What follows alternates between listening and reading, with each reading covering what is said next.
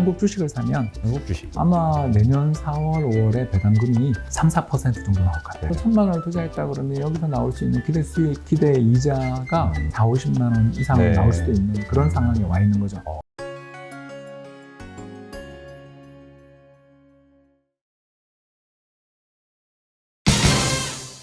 안녕하세요. 예, 네이버 자이언트TV의 안갑성 기자입니다. 예, 최근 2년 동안 네이버 검색어 트렌드 제가 좀 찾아봤는데 투자랑 재테크 관련 키워드 검색이 최근 2년 동안 많이 늘었더라고요. 맞춤형 재테크를 이번 신간 출간의 계기로 이제 진짜 나이대별로 20대, 30대, 40대, 50대 이상 연령대별로 도와주실 전문가분 모셨습니다.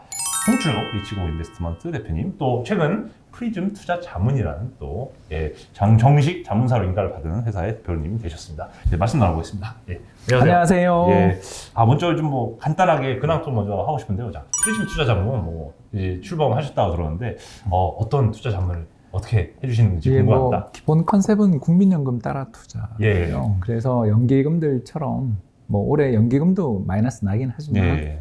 그 손실폭들 들으면 저긴 저거밖에 안 깨먹었나 싶을 정도로 잘하잖아요. 사실 뭐 올해 국민연금도 마이너스 70조가 네, 넘는 그런데 상반기. 근데 1,000조를 운영하니까. 그렇죠. 예, 그렇죠.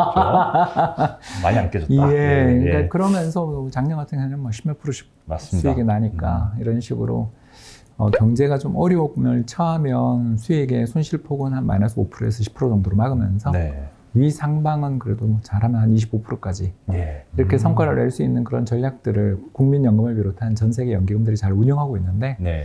이걸 우리 한국 개인 투자자들이 직접 투자하기가 참 어렵거든요. 예. 저는 사실 생각보다 어려운 게 저는 퀀트 투자라고 저는 정말 생각하는 게 일단 이 퀀트 투자했으면 그 개별 종목들을 이렇게 뭐 20개를 투자한다 그러면 그걸 일일이 다 투자를 해서 또 비중을 조절하고 주문을 넣고 또 어떤 종목들 중에 하나가 상한가를 치면 이 비중을 좀 줄이고 이게 과연 가능한가에 대해서 생각해 볼 필요가 있는 거고요. 특히 자산 배분 투자도 비슷한 게 참 많거든요. 특히 자산 배분 투자 같은 경우는 올해 제가 잠깐 소개를 하자면 저는 달러를 계속 팔아서 한국 주식 채권 사고 있거든요. 왜 이걸 하냐 하면 가격이 많이 오른 자산은 좀 수익을 처분하고 손실이 많이 난 건 좀 저가 매수하는 이런 꾸준한 그런 자산 배분이 필요한데 이게 정말 개인이 어렵거든요. 사실 심리적으로도 어려운 것 같아요. 그렇죠. 고가 매도라는 게 제일 어려운 게 매도잖아요. 더 갈 것 같은데 팔아야 되고 지금 안 좋은데 사야 되니까. 그러니까 이걸 자동으로 좀 해주는 시스템들을 개발한 앱을 만들었고요. 그래서 이제 오프 상품은 이제 출시가 됐고 앱으로 하는 건 저희들이 이제 테스트를 좀 해봐야 되니까 지금 베타 테스트를 아마 10월 말 11월 초에는 들어갈 것 같고요. 이제 그러고 난 다음에 내년에는 본격적으로 좀 뭐랄까요, 이제 B2C라고 하죠. B2C죠. 개인 소비자들에게도 이 상품을 팔 수 있지 않을까 생각합니다. 이 신간 이번에 출간해 주셨죠. 투자에도 순서가 있다. 좀 투자에도 순서가 있다라는 말의 의미가 진짜 뭐 이것저것 잘못한 게 아니고 진짜 현명하게 투자하는 투자의 길이 있다. 이런처럼 메시지가 들리는데 맞습니다. 20대 분들은 제가 볼 때 투자 마인드를 이제 합리적으로 형성하는 것부터 시작을 해야 될 것 같은데 이 부분에 대해서는 어떻게 좀 조언하고 계신가요? 이제 제가 사실 코인도 좀 하거든요. 저도 왜 이걸 하냐 하면 이제 대학 간 아들 녀석이 아빠 코인 관련해서 책을 쓰지 않으면 이코노미스트로 그 인물을 반기하는 거다. 그런 이야기를 해서 이렇게 가지고 있는데 어느 순간인가 느꼈어요. 이게 뭐냐면 TQQQ라고 그 세배 레버리지 나스닥 하는 거죠. 그거 주가 흐름이랑 코인 흐름이 되게 비슷하더라고요. 되게 비슷하게. 그러니까 왜 그럴까 생각해 보면 결국 두 시장 모두 좀 변동성도 큰 데다가 특히 어떤 현금 흐름이 잘 발생하지 않는 자산들이잖아요. 그렇죠. 배당도 안 주고 있다. 배당도 뭐 이자도 없고 그러니까 물론 이제 이자가 있다고 이야기했던 뭐 코인도 있었죠. 아시죠 다. 그때 막 18%씩 이자 준다고 그러면서 저 유튜브에 오셔서 말씀하시던 분들은 지금 어떻게 됐을지 걱정도 많이 되고요. 아무튼 현금 흐름이 발생하지 않는 자산들은 결국 주변 환경 변화에 되게 민감하거든요. 그래서 TQQQ가 지금 뭐 20불 밑으로 내려가고 코인 같은 경우들도 2만 불 밑으로. 그러니까 그런 이야기들이 자꾸 나오는 이유가 결국은 레버리지가 높은 자산들에 올인하면 잘 될 때는 굉장히 좋은데 이게 한번 꼬이는 순간 내가 올인 베팅을 했다라고 가정하면 이게 첫 스텝이 꼬이면 그 다음부터 투자가 정말 가시밭길로 가는 경우를 예. 저는 너무 많이 봤거든요. 특히 저도 20대 때 이게 예를 들어서 안 기자님하고 제가 이제 같은 예. 직장 다니면 예. 둘이 대출을 받아야 되는데 이 신용도가 제로잖아요. 예. 그럼 어떡하냐면 맛보증을 샀어요. 맛보증을. 예, 증권가는 뭐 예. 그때 대부분 맛보증 안 쓴 사람이 없을 정도였습니다. 예. 그리고 이제 거기다 어디다 투자를 하겠습니까? 또 이제 작전, 테마, 네. 뭐부터 좀 절대 또 코스피 200 종목 이런 거 안 하죠. 그래서 왜 그런지는 예. 이유가 있는데요. 예. 뭐 그것까지는 생략하고 아무튼 소형주 위주로, 예. 테마 위주로, 또 세력이 붙었다더라. 루머가 있는 종목들 위주로 투자를 하다가 이제 홀라당 다 떨어먹고 예. 그 빚을 갚아 나가면서 제 친구는 이제 회사도 그만두고 그래서 예. 제가 이제 그 친구 빚을 갚으면서 야. 1억과 깨물었던 게 예. 빚을 내서 변동성이 큰 자산에 투자하지 말자. 이게 저의 그 가장 큰 깨달음이었고요. 그런 관점에서 20대에는 어떻게 보면 좀 돈을 모으는 재미를 알려줄 수 있는 전략들. 돈을 모으는 재미. 예, 돈을 모으는 재미를 알려줄 수 있는 재미. 그러니까 탁탁 불어나는 예. 그런 전략들을 한번 해보는 게 어떨까 생각을 하게 됐습니다.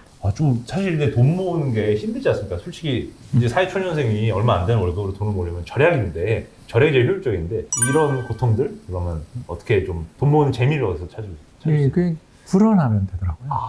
이게 그러니까 불어난다. 바로 현금 흐름이 좋은 자산을 예. 사자는 거죠. 현금으로. 예, 현금 흐름이 지금 뭐 어떤 자산을 사도 현금 흐름이 최근에 굉장히 많이 좋아지고 있는데 네. 가장 대표적인 거 하나 이야기하자면 한국 주식을 사면 한국 주식. 아마 내년 4월, 5월에 배당금이 3, 4% 정도 나올 것 같아요. 배당금.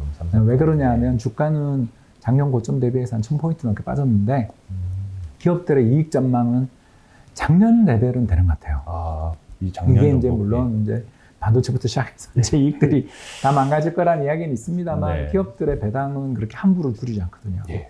자, 그렇다면 이게 작년 배당의 그 주가 3,000포인트일 때도 배당 수익률이 2% 후반이었으니까 이번에는 아마 3%는 넘어서지 않겠나. 예. 네, 그게 첫 번째고요. 그러면 100만 원 투자하면 3, 4만 원 정도의 배당을 받게 되고 더 나가서 지금 채권, 특히 달러 채권, 달러 단기물들을 사면 예. 금리 4% 주거든요.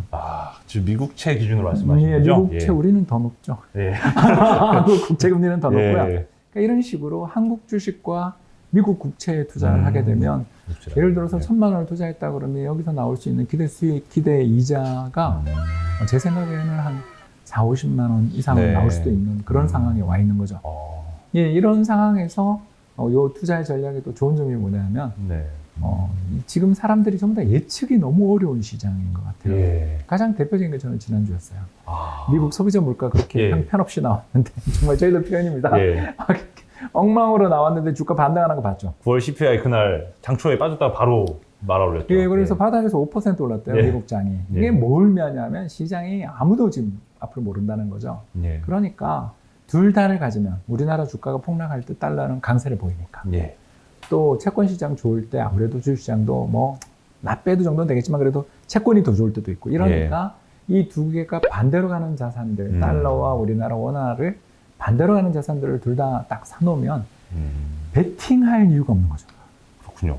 그리고 이게 또 20대한테 좋은 이유가 뭐냐면 이제 한 달 동안 제가 100만 원을 모았어요. 50원 한국 주식, 예. 50원 미국 국채를 샀는데 환율이 급등할 수도 있죠. 예. 안 그러면 좋겠는데 1,500원 됐다. 그러면 주가는 보나마나 2,000 가 있을 거 아니에요. 그렇죠. 2,000 안 깨지면 좋겠는데. 아무튼 그렇게 되면 예. 이게 이제 다음 달에 내가 잔고를 보면 어떻게 돼 있냐면 달러 투자한 건 55만 원 돼 있을 거고, 55만 원 그렇죠. 돼 있고, 예. 여기 또 미국 저 한국 주식에 투자한 건 45만 원 돼 있잖아요. 예. 똑같은 100만 원이라도 비율이 바뀌어 있는데 저는 젊잖아요, 20대잖아요. 네. 그래서 뭐 이번에 알바를 해서 받은 돈이 있던 직장 취직을 해서 받는 월급을 가지고 투자를 할 때 자 이제 많이 빠진 한국 주식을 55만 원 넣고 네. 반대로 많이 오른 미국 주식은 미국 채권은 45만 원을 넣는 거죠. 그래서 둘 다 100만 원을 만드는. 그러니까 적립 투자를 해나가기 시작하면 예. 굳이 그렇게 고점 매도를 안 해도 되니까 현금으로 물타기. 라고 부르는 전략들이죠. 계속 이제 몸을 굴려서 어쨌든 원리소득을 발생시키는 게 중요하고 거기를 바탕으로 이제 계속 또 내년에 적립 그리고 4월 달에 이제 이자가 나오면 예. 그것도 재투자를 하는 거죠. 재투자라고. 이런 식으로 투자를 해나가기 시작하면 이 투자 전략으로 대략 1980년부터 그러니까 좋을 때도 있고 나쁠 때도 있었죠. 예. 외환위기도 있었고 뭐 그 좋았던 또 2000년대도 있었습니다. 아무튼 이런 시기들을 쭉 42년 동안 누적 투자를 해보니까 대략 연평균 수익률이 한 7에서 8% 정도. 예, 연에서 18. 예, 그러니까 지금 은행 특판 우리가 4% 예금에 뛰어가고 있는데 예. 사실 거기 이자 소득세를 또 생각해 보시면 맞습니다. 그리고 각종 조건들이 또 있고 예. 특히 환매를 중간에 해지를 하면 맞습니다. 예, 이거에 대해서 그 대부분 이자를 못 받는 조항들이 네. 있다라는 거 아시죠? 네, 우대금리 안 주죠. 예, 그러니까 그런 여러 가지 조건들을 해보면 사실 은행 이자도 저는 나쁘지 않은 선택이라고 보지만 지금 같이 주식 채권 둘 다 굉장히 좋은 우리에게 그 현금 흐름, 이자와 예. 배당을 주고 더 나아가 달러나 주식 시장의 방향에 대해서 어디로도 모르겠다 생각될 때는 둘 다 보유함으로써 큰 성과를 누릴 수 있지 않을까. 저는 지금이 정말 투자하기 좋더라.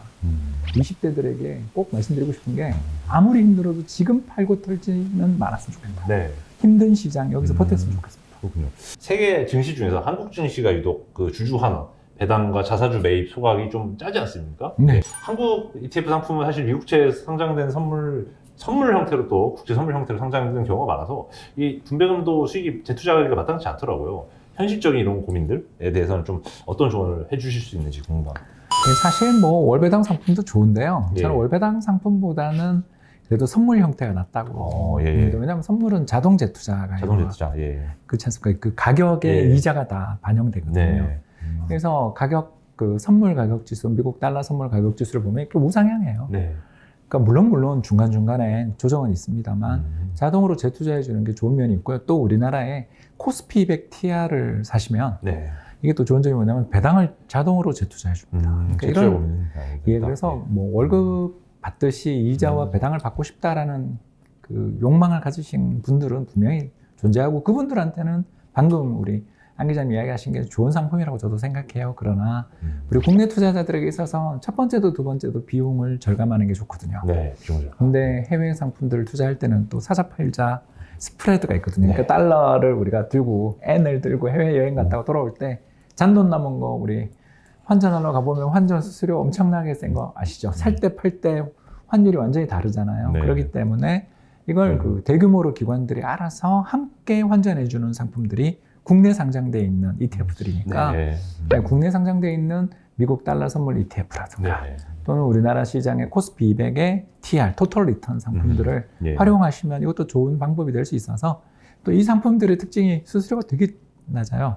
0.1% 막 그러거든요. 예. 그렇기 때문에 이게 경쟁이 참 좋은 거예요. 운용사들이 경쟁이 붙어서 적극적으로 디스카운트 할인 판매들을 많이 해주고 있으니까 제 생각에는 수수료도 싸고 또 재투자의 그런 어떤 편리함들도 충분히 갖고 있는 국내 상장 지수들도 나쁘지 않다. 네. 근데 자금이 점점 커지면 이건 이제 20대 이야기는 아니겠지만 그렇죠. 금융종합과세 문제도 좀 걱정이에요. 예. 왜냐하면 예. 이제 그 4억 이상의 금융자산을 보유하신 분들은 대체로 이제 저희들 목표대로라면 연 한 4억 이상이면 대략 한 5%만 이렇게 수익이 좀 나도 2천만 원이거든요. 2천만 원 넘죠. 근데 2천만 원 넘어서는 순간 금융종합과세에 해당이 되고 네. 그래서 우리 월급 받은 거와 이자 소득을 합산해서 세금을 때려요. 누진되죠. 예. 네, 그래서 소득이 좀 높으신 분들, 우리 한 기자님처럼 소득이 높으신 저는 별로 분들은 없습니다. 예.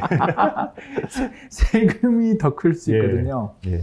정말 힘들게 투자했더니 세금으로 다 나갔네. 네. 이런 경우가 생길 때는 아까 이야기하셨던 IEF나 TLT도 저는 요즘은 근데 SHY가 더 좋은 것 같긴 한데 SHY. 2, 3년물 맞습니다. 투자해주는 예. 그런 상품들에 투자해주는 것도 분리해서 투자하는 것도 좋은 방법이다. 근데 네. 그 정도 금액 아닐 때는 우리나라는 국내 상장되어 있는 한국 국내 운용사들의 ETF가 더 나은 것 같습니다. 네. 사실 20대 분들 고민이 이건 것 같아요. 사실 20대부터 주식한다, 재테크한다 강조하시는 분들보다 그냥 요즘 뭐 연애라든지 이런 게 관심이 많거든요. 소비라든지 트렌드. 특히 이제 주변 친구 영향. 친구를 잘 만나야지 어떻게 보면 재테크에 도움이 될 것 같은데 10대 때는 나보다 사실 공부 잘하는 친구 만나라고 이제 부모님이 하시고 20대 때는 그러면 재테크를 잘하면 짠돌이 친구랑 만나야 되는 건지 그게 고민이거든요. 일단 제 실패담을 편하게 털어놓겠습니다. 예. 제가 이제 열심히 빚을 갖고 좀 살만해졌을 때 그때 골프 붐이 불었습니다. 지금 꼴리니 붐처럼. 예. 요즘이랑 똑같죠. 예. 그때도 이제 정보통신 버블이 예. 98, 99년부터 막 98, 불타오르기 99년. 시작했거든요. 근데 이 골프를 같이 시작하니까 일단 제가 너무너무 폼이 구리더라고요. 그래서 이제 티칭 프로님한테 가서 예. 큰 돈을 내고 또 티칭 프로님한테 가서 또 하려니까 연습장에 가서 끊어야 돼요. 네. 그리고 이제 열심히 연습을 해가지고 이제 채도 좋은 거 마련해가지고 딱 골프장에 갔더니 내 차가 제일 구려. 병에 덩지 걸리죠. 네. 그리고 한참 하다 보면 또 내 채가 제일 안 좋아. 예, 골프채. 예, 그러다 보면 이제 겨울이 오면 시즌 오프가 되면 해외 전지훈련 이야기가 나오죠. 아이고. 여러분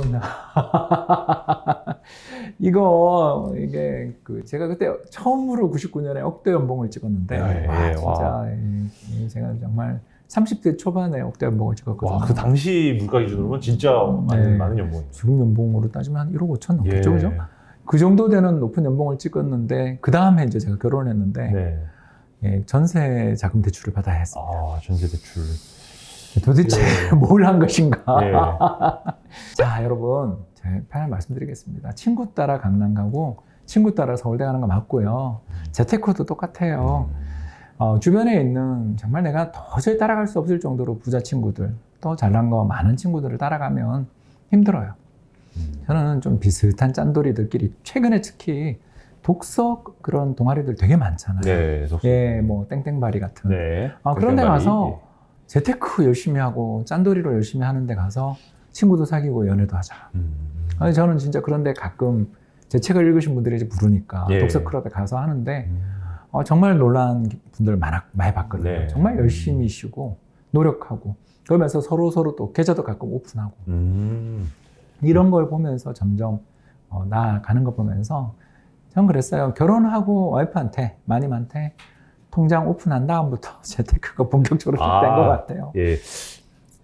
예, 뺏겼습니다, 여러분. 결혼하고 남자들이 돈 잘 모은다는 게 다 이제 자금 관리 권한이 없어진 좀 대표님 현실을 알게 되죠.